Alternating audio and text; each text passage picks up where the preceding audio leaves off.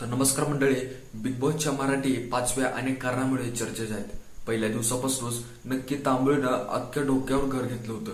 कोणत्याही छोट्या कारणावरनं नक्की वर्षा उसगावकर यांच्यामध्ये वाद होताना दिसत आहेत. नक्की वर्षा उसगावकर यांच्याशी वाद घालताना त्यांच्यासाठी अरेतुरेची भाषा वापरली गेली होती. तिने वर्षा उसगावकर यांची थेट अक्कलही काढली, पण त्यामध्ये घरातील कोणताच सदस्य काहीच बोलला नव्हता. पण या सर्वांना गुलीगत धोका असा सूरजने नक्कीच एक चांगलं सुनावलं होतं. बिग बॉसच्या एका आठवड्यामध्ये सदस्यांना बेडवर झोपता येणार नाही असं सांगितलं होतं. पण वर्षा उसगावकर यांनी घरातील काही इतर सदस्यांना बेडचा वापर करून केला होता. त्यामुळे आता संपूर्ण आठवड्यावधी सदस्यांना जमिनीवरच झोपावं लागणार आहे असं यावरनं तर नक्कीच वर्षा उसगावकर सोबत वाद घातला होता. पण तुम्ही बेडवर बसलात म्हणून आम्हाला भोगावं लागतं असं ती म्हणाली होती. पण आता नक्की सूरज चव्हाणने तिची चूक दाखवून तिला तिच्या भाषेमध्ये चांगलंच तिला उत्तर दिलं होतं. पण अशा आहे, एका बिग बॉसच्या घरातील नवा प्रोमो आता समोर आला आहे. या प्रोमोमध्ये सूरज आणि वर्षा किचन मध्ये एरियामध्ये दिसत होते.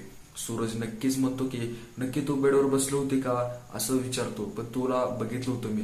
त्यावर तिने उत्तर देते की हो, मी बेडवर बसले होते. पण त्यानंतर सूरज तिला म्हणतो की तू खुर्चीवर पण बसली होती, आपल्याला ते आता भोगावंच लागते.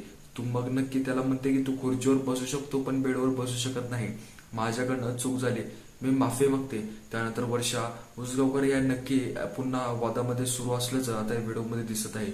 या दरम्यान बिग बॉसच्या मराठीच्या एका 5व्या सीझन मध्ये यामध्ये आपल्याला पहिल्या आठवड्यामध्ये असं अंकिता वालावकर आणि वर्षा उसगावकर, सूरज चव्हाण, योगिता चव्हाण, धनंजय पवार, पुरुषोत्तमदादा पाटील हे सदस्य नॉमिनेट झालेले होते. पण आता त्यांच्यापैकी कोणाला बिग बॉसच्या घरातील प्रवास आता हे संपणार येते आता विकेंडलाच कळेल. बिग बॉस मराठी 5 स्पर्धक आता आपल्याला वर्षा उसगावकर, निखिल दामले, अंकिता कलावकर, पंढरीनाथ कांबळे, योगिता चव्हाण, जान्हवी किल्लेदार आणि अभिजित सावंत, घनश्याम दरवडे, इराणा रोडावके आणि हे नक्कीच आणि वैभव चव्हाण अशा अनेक स्पर्धे तुम्हाला त्या येणाऱ्या एपिसोडमध्ये तुम्हाला दिसून जातील. त्यामुळे मित्रांनो, व्हिडिओ कसं वाटला, व्हिडिओ आवडल्यास व्हिडिओ लाईक करायला अजिबात विसरू नका. भेटूया अशा एका नवीन व्हिडिओमध्ये. तोपर्यंत बाय बाय.